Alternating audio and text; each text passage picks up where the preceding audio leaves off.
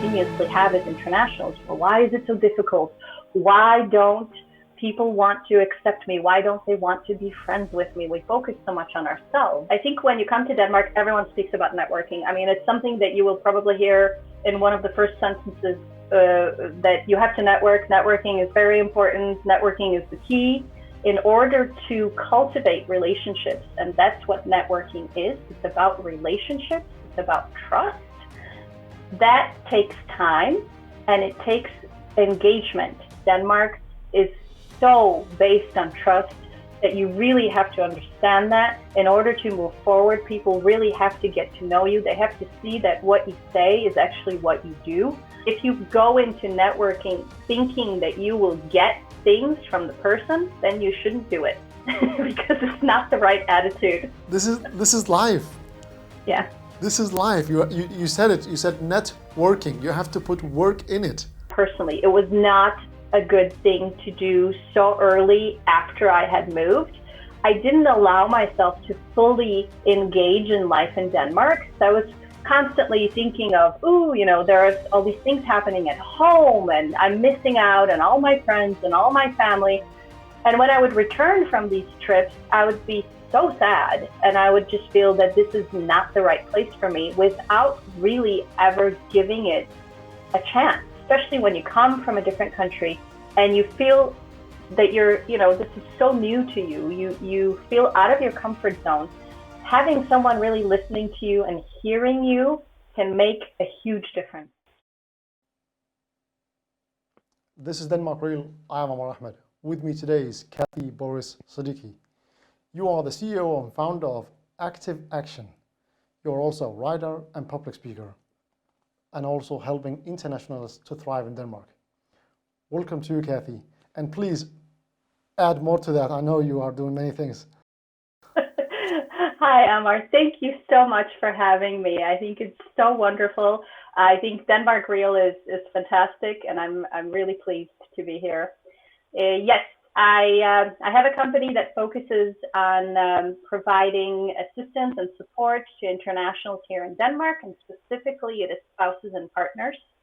I feel that still this group is quite overlooked and not enough is being done to make sure that they feel welcomed, that they feel part of really the unit that they make up of internationals, highly skilled internationals that come to Denmark, and they themselves, most of them are very highly educated and also have a lot of skills and talent, and that is not really being used. So hence my business and working with them and facilitating workshops that really focus on their professional identity as well as supporting them in their emotional well-being. So all the different cultural adjustment phases that we go through when we arrive in a new host country. Here we're talking about Denmark. And yes, I write for the International Denmark, which is a national newspaper here in Denmark. And we are internationals writing for other internationals. And I also do some public speaking. A lot of the public speaking I do is about females supporting females. It's about being an entrepreneur, and it is also about being an international. That's quite a lot. You are doing many things. Yes. So your company, Active Actions, can you tell me more about that? Yes. Well, I can tell you how it got started. I have been a business owner in the past. I have worked for companies, and when I was in Denmark in the very beginning, I was really unsure of what I would be doing. I was studying in Odense, and then after my studies, I went on to being an unemployed graduate looking for work, which turned out to be quite a challenge. It was definitely not what I expected, and it was much more difficult than I really thought it would be. And it took about a year and a half when I finally did get a job, which was completely out of my comfort zone. It was also something that I had never worked with. I worked for a marketing department in Esbjerg. It was a great experience, it taught me really what it was like to work in a Danish company and about Danish work culture. And it also made me realize that maybe working for a company wasn't exactly what I wanted to do in the long run.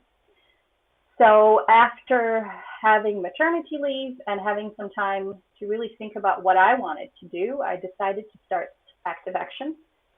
And it actually was a very thought out process of what I really believed would work, and also what I wanted. So I did some do's and don'ts and lists and what I believed was most important to me at that time and how I would be able to combine all of that. And also the knowledge that having your own business is actually quite difficult, and it's definitely not a 9 to 4 or 5. It's much more than that. But I was convinced that this is what I wanted to do, and I was willing to really, clench my teeth and also go through the ups and downs of having a business and what it means to have a business, and that it's not all smooth sailing. And I definitely didn't have that in the beginning with Active Action. It was very, very difficult. But I think the fact that I knew that this was right, that this was aligned with what I truly believed was great value that I was providing for people, but it was also something that made me feel internally that it was right for me. So it was the right time and it was the right business concept, which I think made me really move forward even when it was hard. Was it some of the challenges that you faced in your life that you wanted to give further to other people, or? Yes. I think the business idea itself was there for a long time, because when I studied in Odense, I did a thesis on female immigrant writers. And having traveled as a child, so I lived abroad from the age of 8. I was also a repatriate. I came back to Poland. I'm originally from Poland at the age of 23. And then I moved to Denmark because I became a love pet. I met my husband and I moved here. So throughout my life, I think I've always faced different challenges of living abroad, and I didn't have the tools back then to really know how to cope with these challenges and what it means to live an international life, what it means to leave family behind, leave friends behind, to have to start over, to learn a new language, to understand a new culture, and to, in a way, reshape who you are continuously. So after all of these experiences and being an adult and coming to Denmark and having a lot of difficulties myself trying to adapt to this new country that I was calling home, and meeting a lot of other internationals that kept saying the same things that I was experiencing, that I was feeling, and I thought to myself, what could be done so that others wouldn't have such a difficult time? So what can I do with the knowledge that I have, with the experiences that I've had, with the research that I've done, with everything I've read about this? What could I do that could help other people that I'm meeting continuously and really be able to contribute and help them? And that's basically my why behind this business, is to really help and be able to make a difference in the sense that how people are able to adapt in Denmark right now, because I also work with some of the other countries, but Denmark is what I'm focused on. Denmark is what I know really well. I've been here for a while. I understand the culture. I know what it's like. I have firsthand experience. So of course, this makes more sense to me to focus on Denmark and the internationals coming to Denmark. It's really you that knows what the problem is, because you have felt it yourself. And Yeah. I know it myself. When I moved to Denmark, it was tough. It is, and it is because you have to, because most people think you can just adapt, you can just get integrated, but they forget that you auto-recorded your life from the year of 0 to maybe 7 or 8, just recording without knowing what you are adapting, but consciously adapting habits and culture ways of doing things. It's really, really tough, because then you have a lot of things to change. Yes. in your life and in the way you have been always doing things. Hmm. So I really understand you. It is. Yeah. It It's is. hard. And I think that's also, I think it's different for different people. I often say this, that it also depends on our personality, how we are, and then the country that we're moving to. Because for some people, certain countries are a super good match. It just works easily, it clicks. It's also the way we are with some people. We meet some people and we instantaneously feel, okay, this person understands me, we relate to each other, it's wonderful. And the same thing is with countries. And some countries are just, more difficult than others for certain people and certain personality traits. I think for me, Denmark was quite tough because I'm very extroverted. I'm very much a people person. And so when I came first to Odense 10 years ago, Odense was a very different city, but it just didn't work so well for me. People were more distant. It was more difficult to get to know people. There was a lot of pressure on being able to speak Danish, where I was just, completely surprised by the fact, because in my head I had, oh, it's Scandinavia and I will be able to speak English in the beginning and things won't be so difficult. That wasn't the case. And I didn't understand the culture. I didn't understand why it's so hard. And I think that's also the question that we continuously have as internationals. Well, why is it so difficult? Why don't people want to accept me? Why don't they want to be friends with me? We focus so much on ourselves.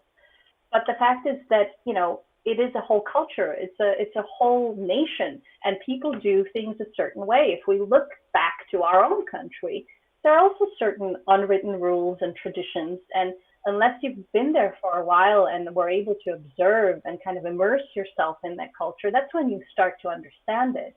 And that's when I think you also start to have more respect for the place you're in.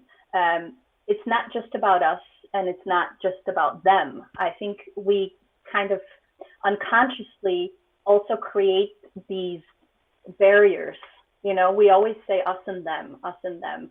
Whereas, yes, of course, we sometimes experience things that make it very difficult to say us, right? And how can we exchange our experiences and make it work and make this be the best experiences for all? It is, and there is a lot of that us and them. But my experience have been that if if I adapted the ways of doing things here, if I learned how to talk with people, learn the language, um, learn the do's and don'ts, Mm-hmm. and try to understand how does people interact here. Because Yes. if you're too nice, you're not good. If you're too cold, you're not good. It's a balance, and you have to figure out what that balance is for specifically for your personality traits. So Mm-hmm. yes, you are totally right on that. Yeah, it's true. But the other thing is, I think with internationals, because it is a specific group, you have different types of internationals. So yes, you have the internationals that come that are labeled as love paths, for example, that have a partner who's Danish. And those of us come here for a longer period of time. So for us, it's very important, as you said, to really understand, to be able to adapt, to know how to maneuver in all of these different aspects, socially, professionally. But then you also have the internationals, who are expatriates, who come for a specific amount of time, who come for contracts. They will not be staying here. Sometimes it's a year, sometimes it's 3 years. And for them, it's also a different experience, because a lot of times, and I think we have to be honest, I always encourage to learn Danish, even if it's basics, because it makes your life so much easier. You don't feel that you can't communicate the simplest things, for example, getting bread in the bakery or ordering a meal for yourself. But yes, it's understandable that you will not be completely immersed in all of this, because you will be moving on. You will be going to another country after this. So it's also a different mindset.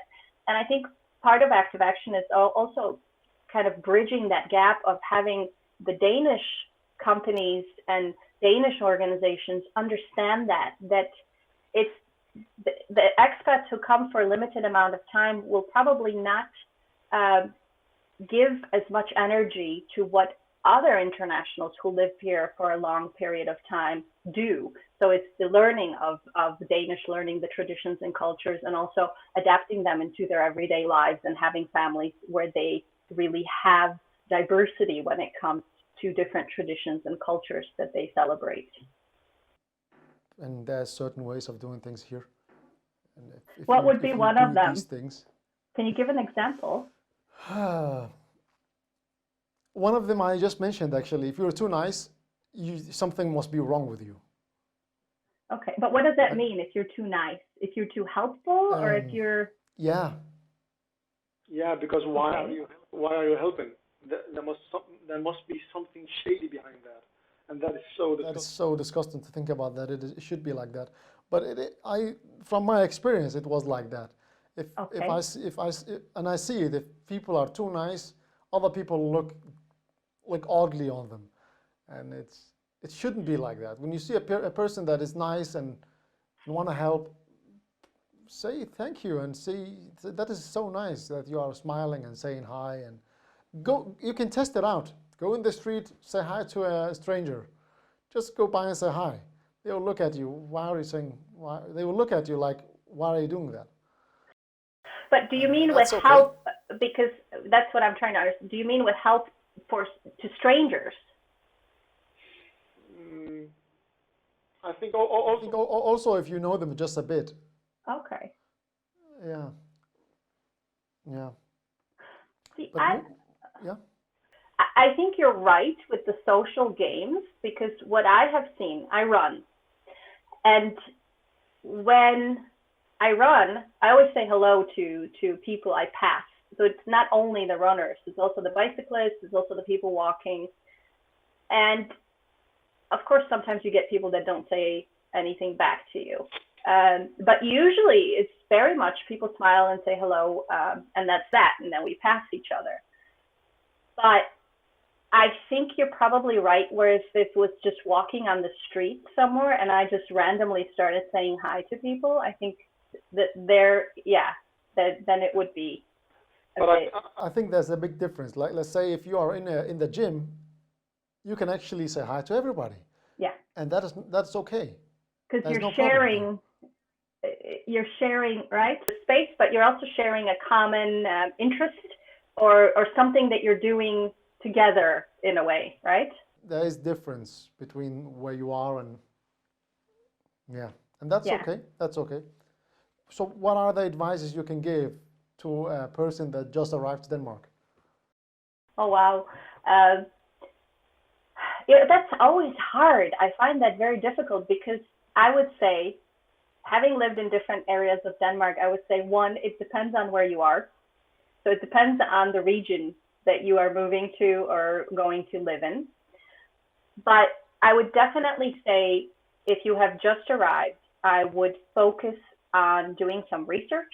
I would focus on connecting, for example, with groups and people that you are interested in, international or not international, but really think about what kind of people you would like to connect with, and then do it, because it's very important. The thing that often happens is you have great internationals who are very talented, who are wonderful, but a lot of times they, focus on everyday life, which is normal. They focus on getting everyone settled. They forget about themselves, and then they're kind of stuck in a bit of a shell. I was there myself, where you're at home and you kind of feel like life is just passing you by, and then it gets more and more difficult to start reaching out to people. So I would say do it right away. The best thing to do is to do it before you arrive, so that you actually already have a couple people that you can, reach out to, write or call and say, hey, now we have arrived. I would love to have that coffee, or can we meet up? So that you kind of don't lose the momentum, that you always remember yourself in the equation, that you don't forget yourself, especially if you come with, a partner or a spouse or a family. You are as equally important as everyone else. You have to make sure that you're on the map as well as they are. I would also say that expectations are probably our biggest enemy, because when we expect things, we assume. So we're not really being 100% realistic.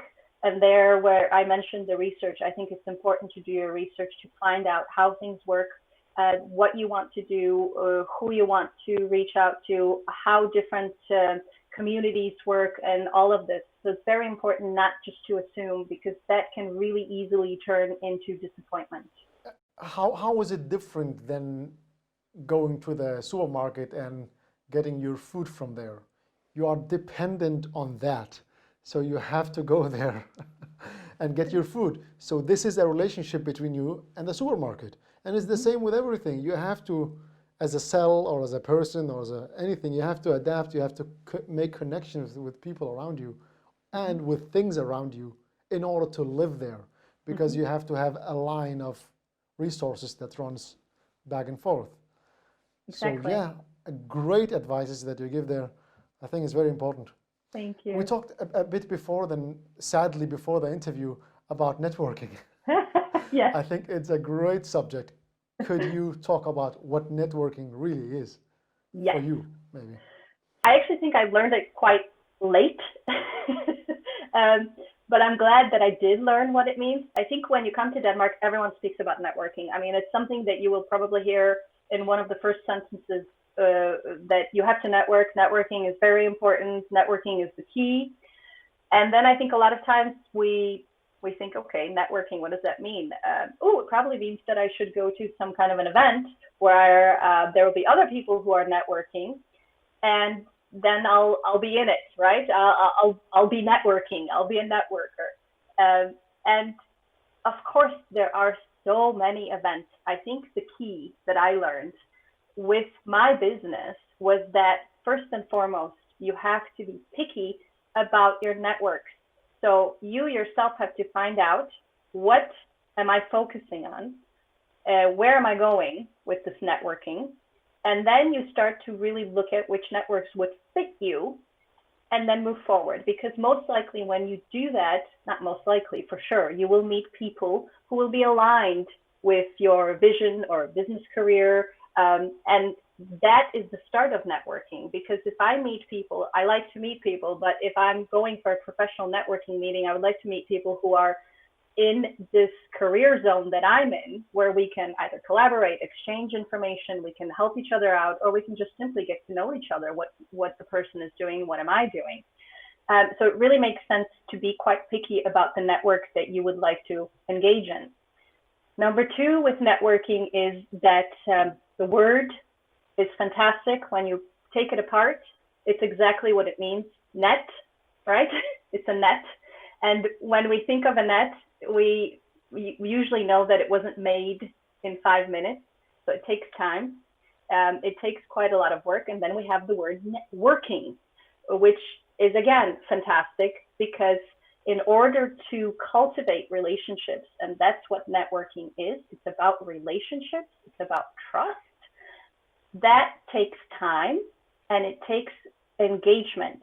So if we connect with someone and we feel, okay, we both feel that it's a good connection, something could come out of this. We don't rush things, right? We don't propose people that, ooh, we should start a business together. No, that's definitely not something you want to do. I think that's actually what you were mentioning, that might seem a little bit strange, right? Why is this person kind of jumping at me? You slowly see how things go, but you also have to keep following up. So it's not just a one-time connection. You will be meeting probably. If it's a networking group, you might see each other on a regular basis because you belong to the same networking group. If it isn't, then it's also the initiative that you take, right? To write that person, to have a coffee meeting, to have an online meeting. And you continue this conversation. You continue to get to know each other. You continue to find out what this person does. And trust is a huge thing. I think it's big in all businesses. I think Denmark is so based on trust that you really have to understand that. In order to move forward, people really have to get to know you. They have to see that what you say is actually what you do. And that's the key. So that's when I started Active Action, I started learning that, okay, networking is not just random. It really is about focus. It's about the right people, about the right fit for me and for them. It's about trust, and it's about long-term relationships.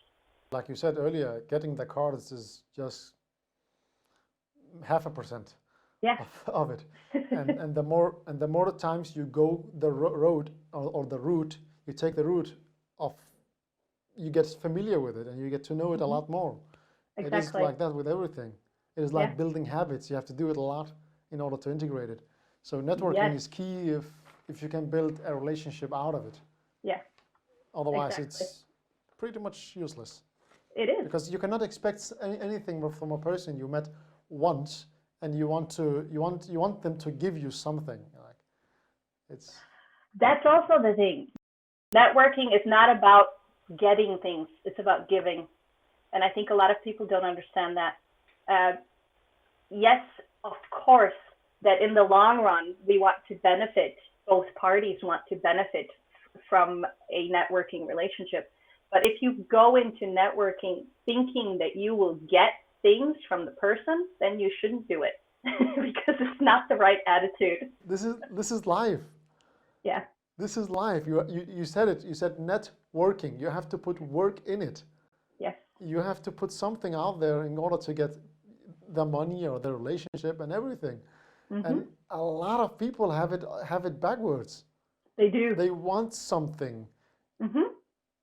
They want something from life, and life will not give them anything if they don't put anything in. Exactly. So true. Yeah. I thought I wanted to keep it this very professional, so I wanted to ask you, can you say "Rode med fløde"? No, I'm not gonna say it now. I have to practice first. No, I'm just. No, you're not. You wanted me to say it. That is actually one of the worst phrases, seriously. It is. It's so difficult. Okay. How long did it take you is. to get it right? I don't remember. I remember I was 12 when I arrived to Denmark, so it's probably pretty quick then, because kids I are picked always. it really quick because I was so eager to learn the language. I was really eager because I'm also an extrovert. Yeah. Really want to talk with people, and I couldn't understand why they didn't want to talk with me. So it was tough, but yes, I learned the language fast and I adapted what I could. Yeah. So now there's no problem. But so what was the hardest thing moving to Denmark for you? The hardest. I don't know if there's one because they're all connected. I think you know what it was. I think probably the first thing that was really difficult was that I went from being very active professionally to just not working at all. And so that made me feel useless. That's a feeling that a lot of people feel, and I talk with my customers about it. I talked about that you come here with an education, you come here with a lot of self-worth because you have a high education or something like that, and suddenly you just lose it. And you have nothing. And this is not good for anybody. No. I think that was probably the hardest. And then it was also the fact that I created this strange doubleness for myself. So I was living in Denmark, but because I was studying at that time, I was continuously going back to Poland when I had the chance. And that was, but this is just for me personally, it was not a good thing to do so early after I had moved. I didn't allow myself to fully engage in life in Denmark. So I was constantly thinking of, there are all these things happening at home and I'm missing out on all my friends and all my family. And when I would return from these trips, I would be so sad and I would just feel that this is not the right place for me without really ever giving it a chance. So I would say that those two things were probably the hardest. And then when I finished the university, I think the big challenge was to find a job. But again, now when I look back on it, it was again me creating a lot of obstacles for myself because I was applying for jobs that had to be in Odense, that had to relate to my education, that had to, there was a lot of these had tos.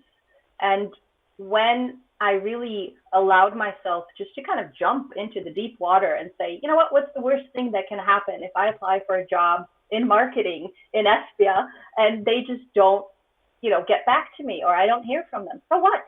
What happened? Nothing happened. It's not that big of a deal. So it's also allowing myself, I think, to be more vulnerable in that job search. Just say, okay, I'm going to put myself out there, and whatever happens, happens. And the fact that my husband has always been super supportive, and at one point he said to me, just start applying anywhere in Denmark where you think this is something that is interesting for you, or where you have certain skill sets that you could apply. We don't have to limit ourselves to a certain city. If something comes up and you get it, well, then we can always move. It's not that big of a deal. So I think also communicating my frustrations was helpful, that we made a plan together in a way and said, okay, let's just see what's out there. Denmark is not that big, actually. It's really, No. really small compared to many places. Yeah. And Copenhagen is 2.5 hours from Horsens from here, so it's Exactly. not that far. And yeah. I mean, maybe it's not optimal, but you can make it work, right? If it's going to make a difference in your life and it's going to make you feel that, okay, I can, moving and having to commute for some time, I would say, is a pretty good compromise. Things out of moving. The salary usually is higher in Copenhagen. Yes, you have to pay more rent, but the relationship and networking is a lot easier in Copenhagen than Horsens. People are more familiar with internationals in bigger cities. So yeah. On the other hand, I don't think I would have ever changed this journey that I've had in Denmark, because I think it went from very difficult to a little bit easier after we moved to Jutland, to a lot easier having moved to Sjælland. But I think I learned so much along the way, and I also learned that it's really important, the relationships that you start, that you don't, like we talked about networking, that you don't just stop with them, because some of the networking I had done in Jutland is paying off now for me professionally, because I didn't just stop speaking to people after moving. So that's also important, to make sure that just because you move, even if you move countries, you don't stop being connected with certain people. It's very important. You don't know where life will take you. You never know. I think that you can have ideas, but sometimes you can't imagine the scenario that life will, bring to the table. So it's important to stay connected to people. You're in Sjælland, you're in Copenhagen, we're in Horsens. We should be able to sit here in the chair and meet. Yeah. But Corona changed everything. Those who were preparing to open a new business cannot. Those who were preparing to upgrade or continue with their business, many of them are struggling. Athletes that prepared the whole year or the whole life for that one piece of action, they cannot do it because everything is cancelled. Exactly. And nobody could predict it. No. But you know what hasn't changed? Our need to stay connected, our need to feel that we can relate to one another, that we can, talk to loved ones, talk to friends, have great podcast meetings, have business meetings. That hasn't changed. We still need each other, and that will never change. So that's why I think that whole aspect of having relationships, no matter what they are, if they're friendships or professional ones, that will never stop. And I think we can't overlook that and just think, oh, now I'm moving, I don't need these people. I don't think that's a good attitude to have. What do you think? What do you think that could be done to help the situation with internationals and expats in Denmark? I think that understanding is probably the root of solutions. So if we can understand one another better, that can only lead to positive changes and to benefits. To understand where each group is coming from, to understand that internationals are not just one group, that a lot of times the reasons for coming can be jobs, but each person, each family is different, and each story is different, and the needs are also different. People come and move at different stages in their lives. They come with different experiences. They come from different countries. And I think really being able to see internationals not just as internationals, but as people who have a lot to offer, who have their own story, who are an individual and are a unique individual is the most important. Lovely. I have that word on my lips because it's so important. Look, every person have potential to be many things, and if you are not aware of that yourself, that you are able to become whoever you want to be, you have to just put the work. And yes, really. And for those who meet you, like be open and be open for new people. There's a lot of people out there that feels alone, that feels depressed because they don't fit in, and it's really a problem. It is. It's a huge problem. And I think, what we all have, there are a lot of things there are not a lot of things actually that we need, but there are a lot of things that as internationals we look for and we would like. But the bottom line is we all, as human beings, internationals, not internationals, Danes, all human beings, we all want to belong. The thing that is so important, we all want to be seen. We all want to be heard. And that starts from when we're very little. When you give people your attention and your time and you listen to them, I think that's the biggest gift you can give someone. It's also such a confidence boost to feel that someone actually listened to me today and they heard me. I think that is so important, especially when you come from a different country and you feel that this is so new to you. You feel out of your comfort zone. Having someone really listening to you and hearing you can make a huge difference. So important. It is. It is, because you feel alienated and you feel, it's the sense of belonging is so important. It is. And if you don't feel belonging here, or before you don't feel home after a certain time, you either move away, or you get depressed, and both of them is not good. No, it's not good. And we see that a lot. We see a lot of internationals moving away. It's something that we're working towards to improve with retention. Attraction is one thing, retention is a completely other thing. In order to have people who feel happy here, and that, if the job contract, their own or their spouses or partners ends, and they can leave on a positive note and feel that this was a great experience, I mean, it's a win-win situation for all. And going back to what we were saying about being heard and seen, honestly, it doesn't take a lot out of your day to spend a couple minutes even really listening to someone. I know we're all busy and everyone is just running around, maybe now a little bit less. Maybe that's one of the positive things that we have all learned from this corona pandemic time, that we need to slow down. But that's also, we have to look at people as people. Who is this person? Not just passing each other, and not seeing people, because it's not a pleasant feeling. And I think if you've never had that experience, I think most people have. They just don't pay attention to that. But if you recall or think about the time where you experienced that, you can really relate, even if you've never lived abroad, and giving someone a couple minutes of your time, it's definitely not going to change much for you, but it will for them. It is just those few seconds, the first few seconds, that's it. After that, those few seconds, you say, welcome to the store, there's coffee there, you can sit there. That's it. You can leave them and continue with your work and get back to time. And I think it's just that. If someone moves close to you, just give them a call. Hey, or knock on the door. Welcome to the place. That's it. They feel heard, they feel seen, they feel welcome. Yeah. the whole feeling in their body changes, and that's really enough.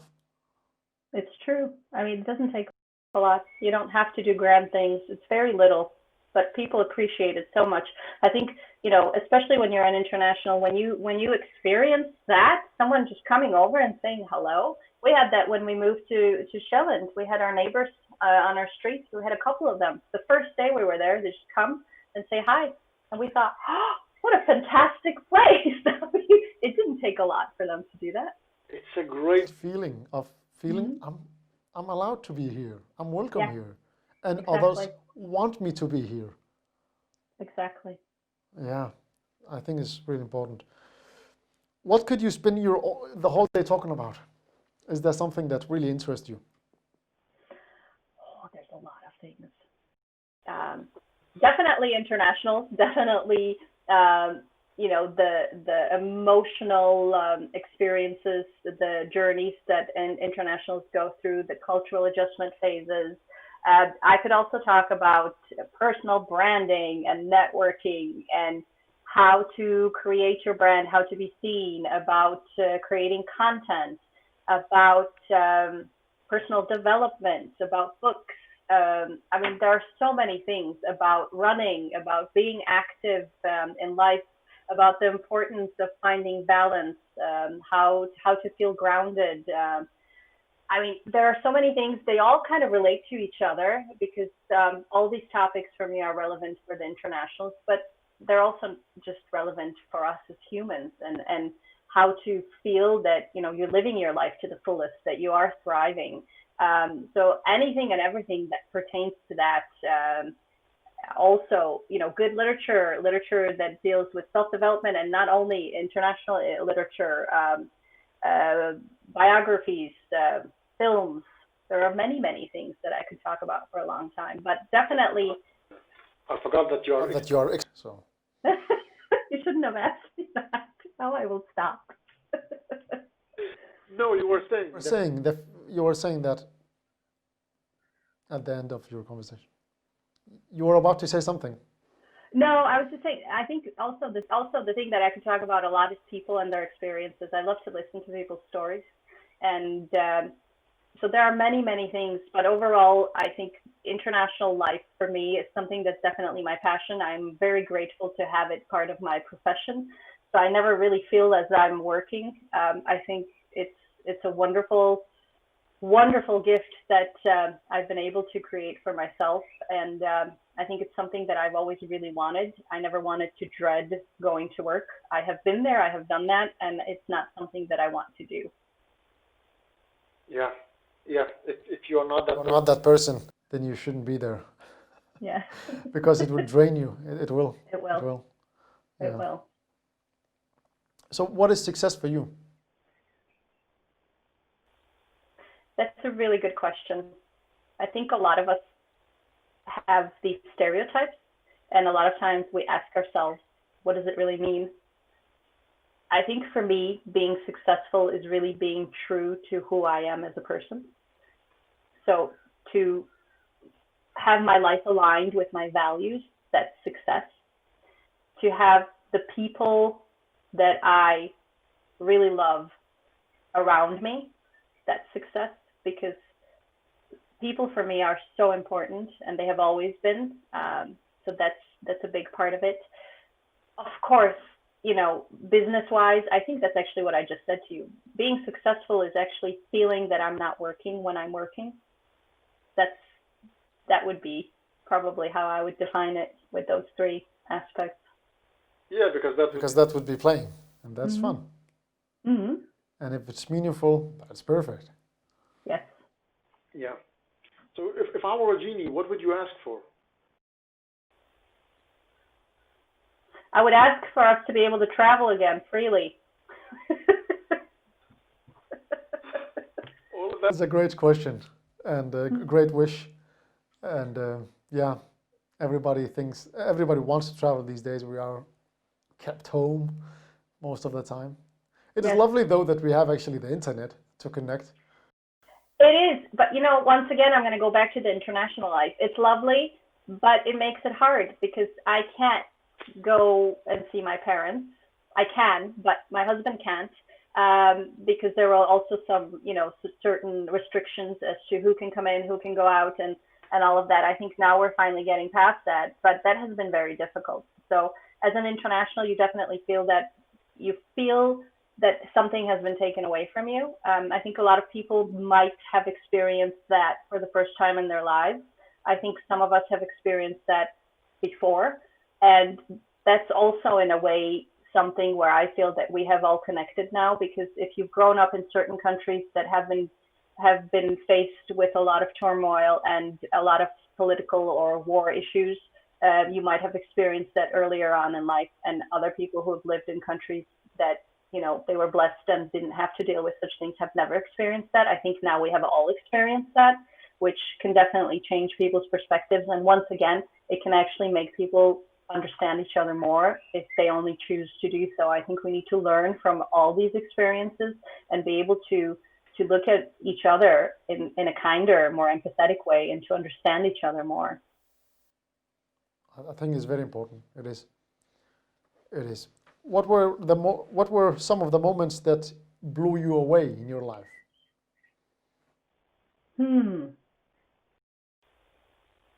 Well, I think for starters, when we moved from Poland to Germany, and it was such a different reality for me. I mean, I came from a communist country that was, we left right after the martial law was lifted, so we were very restricted. We had food stamps.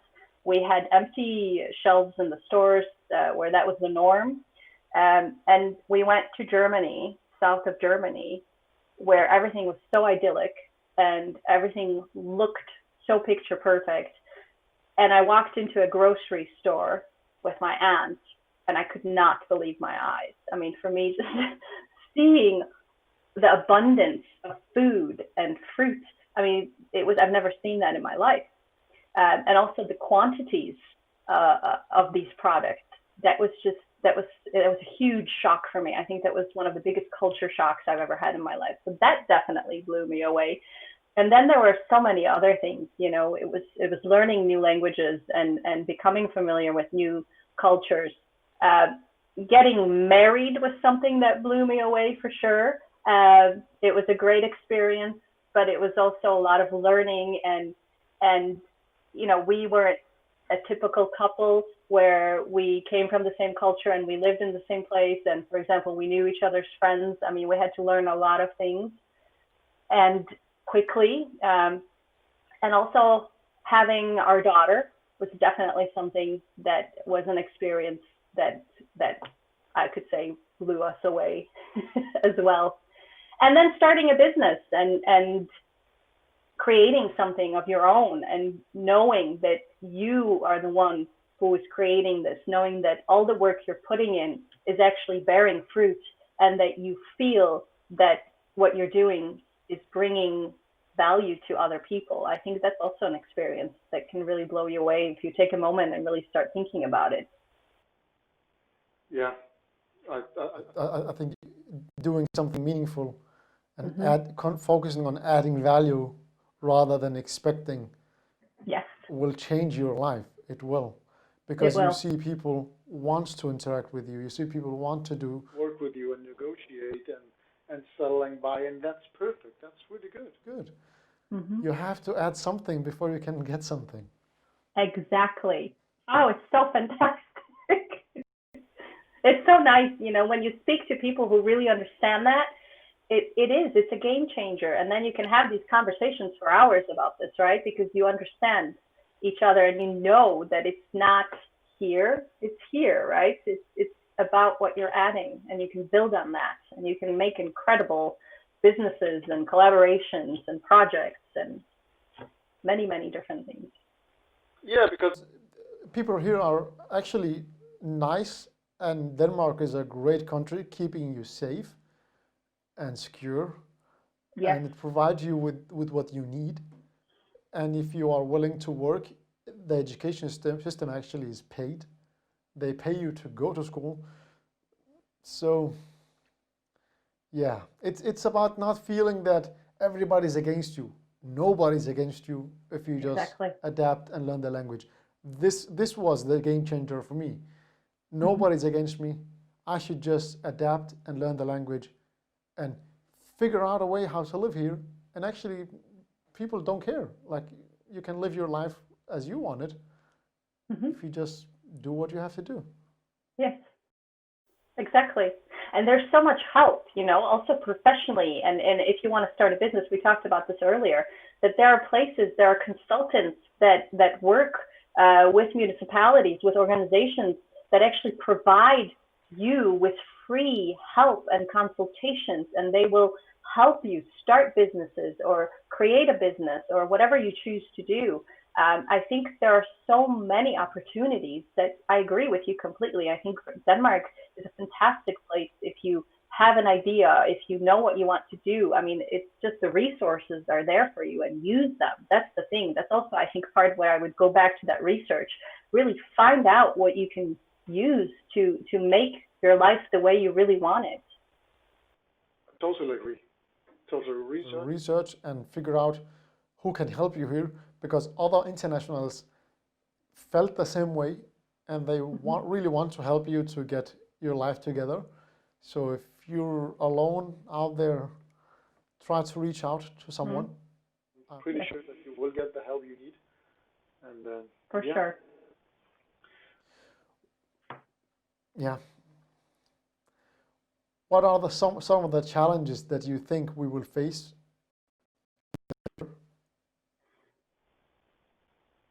You mean with the current situation? Yes. Or both. Yeah, both that actually and the situation with internationals. I think it is connected, definitely. The situation we have currently with the internationals coming in and going out. I do believe that the highly skilled internationals we attract and want to retain more and more of in Denmark, there's still a great need for them. So I don't think that has changed or will change anytime soon. I do think it might take on a different scenario of how we do things. And also with working remotely, I think that could be a bit of a game changer. We've seen it now. I think a lot of big companies, small companies, medium-sized companies, different types of businesses, people actually realize that this is something that works, that if you have employees working from home, they do actually work and things get done. I don't know if it's possible just to have remote work all over the world and have people hired in that way also here in Denmark and other countries. I think there are definitely still different sectors that will need people to be here and be here physically. But I do think that probably the way we do things and the way we conduct day-to-day business and the way we conduct meetings will probably change greatly. There'll be definitely more of this online and remote work. But as we mentioned before, I still think that people will probably learn from this and take away a lot of lessons, also how to behave in everyday life and how to, simple things as washing hands properly, which probably majority of people haven't been doing in a proper way. I think we will learn all of this, and we have already learned. We can see that. And if we apply that, I think we will slowly go back to how things were, but I don't think we will ever go back to how things were fully. So it's hard to predict that. I know that certain sectors of global mobility have been frozen right now because we don't have the internationals coming in and out so much. We will see what will happen. I think we've also learned that we really don't know what will happen, and we can predict things, but the reality is we have to learn as we go along, because what happened, might or might not happen again. It might happen in a different way. So we can't really be sure. But I do think that the internationals will still be a part of life in Denmark, and they will be coming in and they will be working here because there's a need for them. Yeah, that is actually. I think it is mostly in certain areas that there is more than other areas. I don't know specifically what it is, but yeah, I think we are gonna move on from this pandemic with a lot of experience. I hope that we will take, like you said, I hope that we are gonna use it. But there is this thing about trust that is built when you meet people, when you see them face to face. It's different when you shake hands and all that. It's not the same over the internet. It's not. So yeah.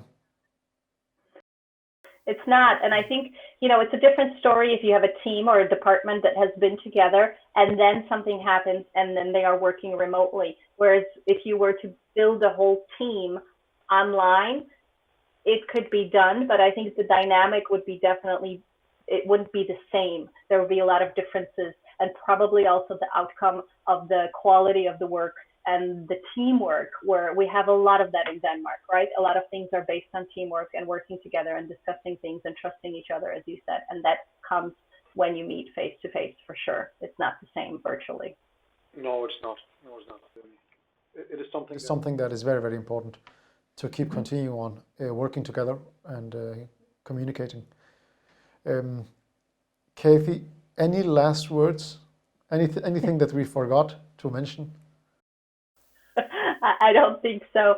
I think that we have discovered we could talk for a very long time. So no, I think we've covered a lot of different topics, and I think that's great also because it's more diverse, and I think people can find something interesting, hopefully in all of this, but if not, then definitely certain parts of it.